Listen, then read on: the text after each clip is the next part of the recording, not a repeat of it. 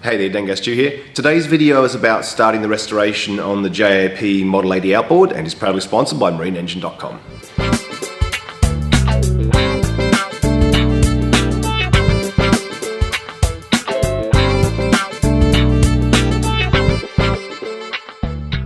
So here's the motor we're talking about. Subscribers will have seen it in a few previous videos. Really today I'm just going to start taking it apart, seeing how easily it comes apart, and also just trying to do a bit more work on identifying it. Daniel, one of the channel subscribers, commented saying he thought this looked a lot like a Victor 125 motor, and interestingly the throttle mechanism is actually Victor branded. Victor was an old lawnmower manufacturer in Australia. The sticker says JAP Model 80, and there I did find a Model 80 engine manual, but this is actually looks to be a horizontal shaft motor. So a bit like you see Honda making small motors, they make a horizontal and vertical shaft sort of version. So I think we've got to try and figure out exactly what this is really, and also hopefully find bits and pieces of information to help us work on it. Even though that manual is for a horizontal shaft motor, I presume things like the ignition system will be the same, so it still could be really valuable information. So I think starting any restoration like this, knowing exactly what it is important, so hopefully we'll find out that with more certainty as time goes by, and getting information is really important. You kind of need to know the first to find out the second.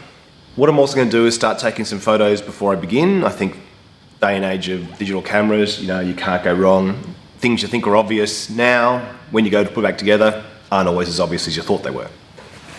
Also, I'm going to take a very close photo. I might even try some better light. I want to get a photo of the sticker here, because it's an original sticker. There's another one down here, but this sticker is just the dealer that sold it, so I'm not so interested really in keeping that one. I think the light here is actually quite good because there's no reflections on it, so it's not going to have any bright spots, so I might just snap a photo of this now. What I'm going to do with that photo is put it on the computer, then I'm just going to trim it and clean it up, see if I can get all these little scratches and sort of figure out what was there and make it look as good as possible. Then I'll get a new sticker printed, so when we clean the tank and spray it, we can put a reproduction sticker back on. There are two sort of philosophies when it comes to restoring things. One is to get it mechanically sound and let it look its age, let it retain its history, the story behind the dings, whatever. And I'm okay with that. In this case, I'm going to try and restore this to look pretty much new. Speaking of restorations, the Land Rover now has a motor in it, there, and that's definitely something we're going to keep very mechanically sound, but leave looking its age. So, two different ways to go. Alright, so, got a good photo of the sticker. I think the fuel tank's the first thing I'm going to take off. There isn't any fuel line on it at the moment, and the tank bolts onto this bracket here. This bracket looks like it just bolts on here where the power head's attached to the midsection. Yeah, I think I'm going to start with just these 4 bolts. I think if we can get the power head off, then we can sort of work on the bench on the main 2 sections. Not sure what used to go here. Maybe it'll become obvious as we look at it. Maybe we'll have to do some research. Alright, now these bolts are pretty corroded, so I'm going to give them a bit of spray first. We'll spray these nuts and these threads, let that soak for a little bit, and then I'm just going to a bit of a tentative feel and see how easily they come undone. This little sort of flywheel pull start pulley is onto a threaded shaft and it doesn't have a flat on it anywhere. So I think that's going to be tricky to get off, but I'll give that a little dousing now too. Looks like the exhaust muffler should come off pretty easily. And then just a little collar holding the carburetor on. Tiller's just got a little plastic handle, which wasn't tight at all. And also the throttle cable's out of here, so nothing to disconnect there yet. For now, I'm just going to put the washer and the little securing knob back on. Looks like there's a couple of shear pins attached to the tiller here. Tape's kept the chrome a bit nicer on that part. I think there's going to be a lot of wire wheel action on this project, but I'll go and clean the little shear pins up and I'll pop those in a plastic bag. Alright, look a bit nicer now. Looks like they're brass or something like that. I guess when you're restoring things as well, figuring out what type of metal each component is really important to selecting your technique. I'm actually hoping to be doing this project in combination with a mate of mine who lives down at Bega, who is a conservator by profession. So he's worked at the Maritime Museum and the War Memorial, that kind of thing. He also runs a vintage restoration business and also happens to be a particular expert in polishing aluminium. Does a lot of those old polished aluminium caravans, that kind of stuff. So I'm definitely going to be talking to him about some of the techniques we're going to be using to get some good advice instead of my guesses. My gut feeling is we're going to be able to polish this outer cowling up really nicely, and I think it's going to look pretty sweet when it's done. So what I'll probably do is take those bits down to Bega and we'll do some videos down there with him as well. All right, those nuts have soaked for a while. Let's see how tight they are. I don't know what I was thinking when I said put them in a plastic bag. It's a vintage restoration project, so I think an old tobacco tin is much more appropriate. Actually, before we move on, what I'll do, this seems to come off reasonably easily too, the stopper on the end of this. All right, keep that safe. It's actually not in bad nick, probably just a bit of a polish up for that. A couple of flathead screws hold this little throttle mechanism, which, as I was saying, you can see there, it's actually got a Victor branding on it. So I'll take that off too, and then we can clean this up and look at whether it can be re-chromed or something along those lines.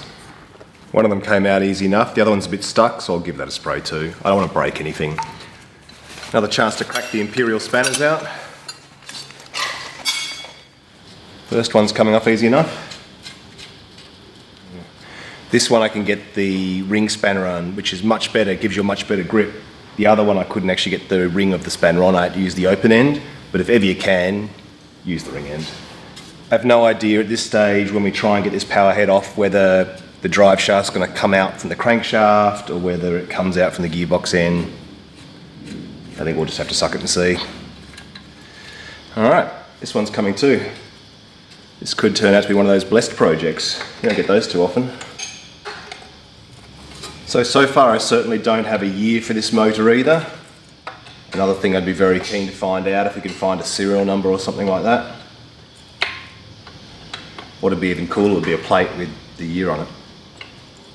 I'm going to give these a little clean up, see what they're made out of.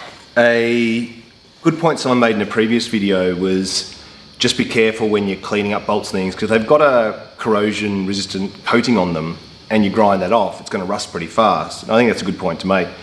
Whether I replace them or clean them up and get them recoated, you know, we'll sort of cross that bridge when we come to it, I think.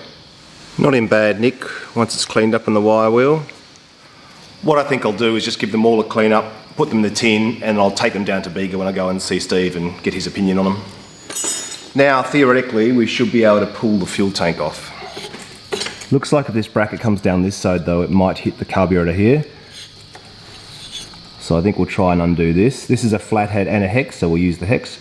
See if we can get this collar off, see if we can get the carburetor off. Looks like a 5/16 for that one. It's a bit of a tight fit with the socket, so I'm going to use an extension, but I'm using an extension with a wiggle head. So when they're pushed right under like this, but if you pop them off a little bit, just gives you a little bit of an angle. I think that'll just be enough to get the ratchet in.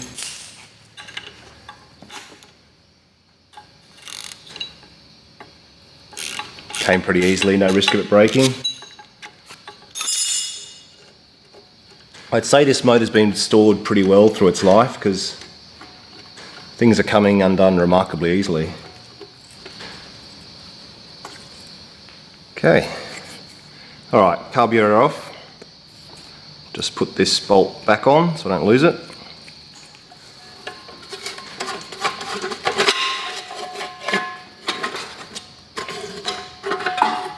All right, fuel tank.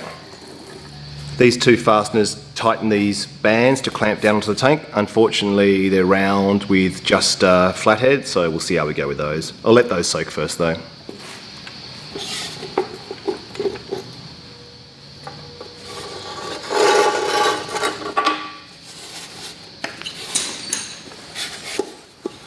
Drive shaft came out with the power head, but then also came out of the crankshaft on the power head really easily. So we'll clean this up as well. Looks like it's sort of two parts joined with this collar in the middle. And then this part here, I don't know if you can see, it's got a little spiral groove in it for oil, presumably. So this little mysterious section here, can't see any obvious witness marks of something being bolted onto it, but it simply comes through to here and comes down. This screw now on the throttle is spinning, but it looks like this part of the casing here is cracked, so it's just spinning and not coming out. I'm going to put a screwdriver in here, pry it open while I wind it out.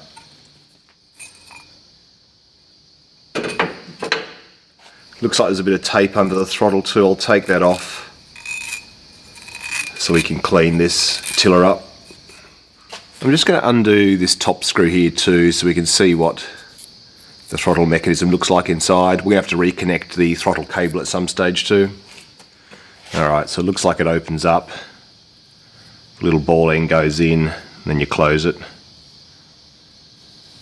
And yeah, the cable's just snapped off, so we'll have to replace that. But nothing looks broken inside, so that's good. The screw that held it together had a little spring washer underneath too. I'll keep the original for now, but I'll probably just replace that. Alright, what was happening with this? I thought maybe it was just into a plastic thread, but this had opened up. That's broken now, unfortunately, but that's alright. It's only one piece, so we should better glue it if we need to.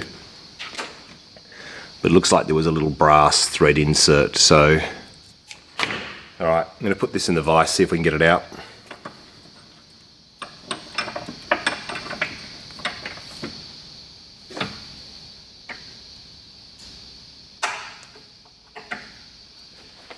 Brass insert looks fine.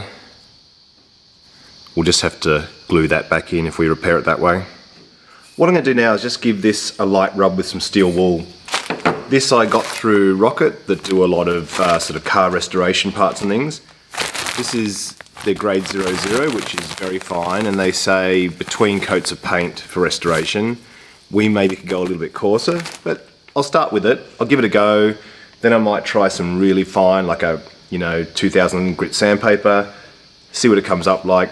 I'm thinking what's probably going to happen is I'll just strip it and get it re-chromed or something, but we may as well have a look how good it comes up now. So just to give you an idea, it's not great in some places. I'm just going to rub it with the steel wool and a bit of WD-40.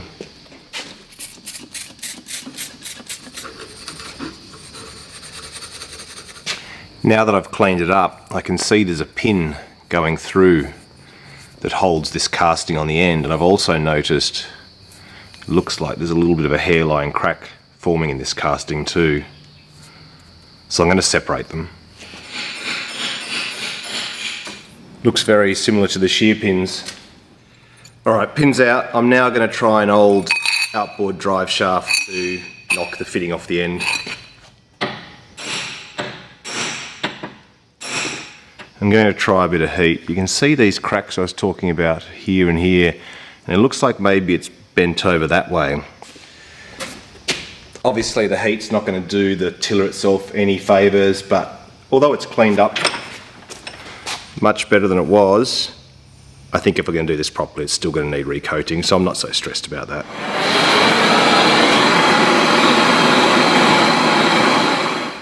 So this tiller definitely can't get it apart at the moment, and you can see this metal is steel, so the tiller handle's steel, and actually relatively thick compared to what you'd see this day and age, and the end here I think is cast aluminium. So if we do weld this up, we'll have to bear that in mind and do an aluminium weld on here, and then look at either getting it all chromed, if you can, I don't know, or I'll do some homework on that. But that's what we're up against with this. I'm going to put that aside for now because today's really about just seeing what we're up against.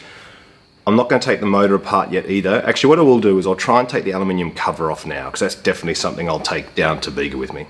Some of the flathead screws holding this cowling on have got the classic aluminium corrosion on it, so just giving them a little bit of a tap with the impact screwdriver to get them started.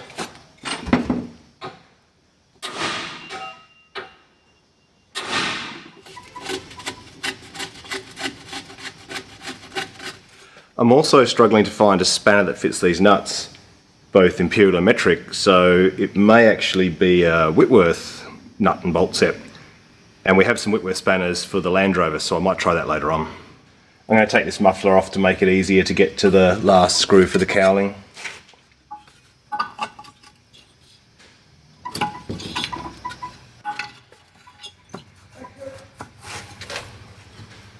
Thanks, mate.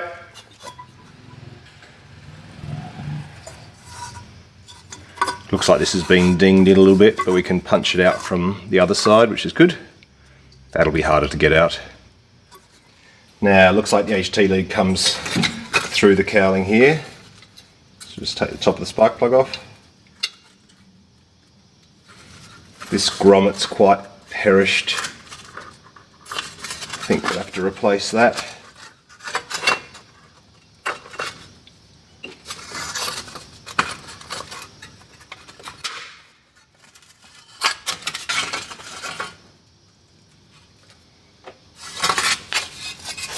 There we go. So we'll take this down to see Steve definitely. Maybe do a little bit of panel beating on it first. Get this little ding out here. Then we'll get that polished up. I'm not going to take the engine block apart now. I think we'll leave that as one unit till we're sort of ready to fix it up properly. But what I will do is take the lower unit apart so we can see maybe what seals we need and that kind of thing. Alright, let's get the prop off first. Little split pin here holding the nut on. Not a big fan of split pins bent both sides, but you know, there you go.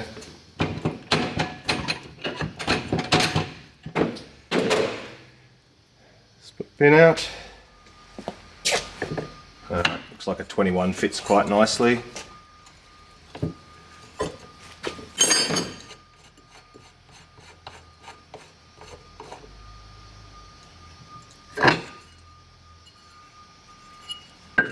Here's our shear pin, so we'll keep that with the others, and the nut. Little thrust washer there, and our oil seal in here. Looks like there's a nut under here that's holding perhaps the whole leg on, or whole gearbox. I say gearbox, it's really just going to be a 90-degree turn because you spin the whole outboard to get reverse. Just going to brush the gunk out of this gap just to make sure it is separating properly and I'm not breaking anything.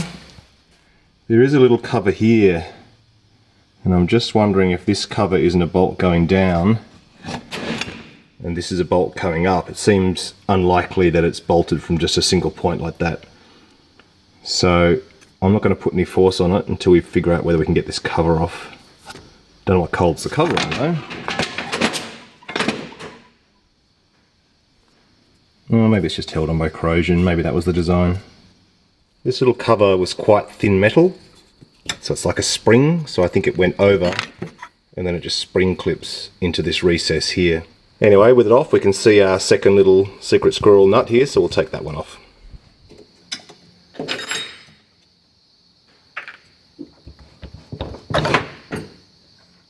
Alright, there's our pretty cute little gearbox. Looks like we've got a couple of oil fill and drains on the side of it, so let's see how much oil's in it. A little bit of water came out, a little bit of oil came out, so let's take this cover off here and see if we can get the sort of bearing carrier out. People are always saying to me, do you ever try using compressed air to get a bearing carrier to come out? I've never really felt like it's going to have enough strength to do it with corroded ones, but I'm going to try it with this one. So I'm just going to put one of the drain plugs back in, then just get the air nozzle, stick it in the other one. My thinking was the air pressure's either not going to be strong enough or it's just going to blow a seal out before it brings the carrier out, but let's try.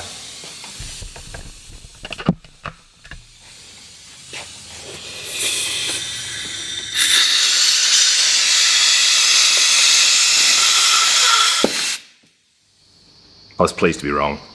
That's pretty cool. It's probably fair to say it's time for an oil change.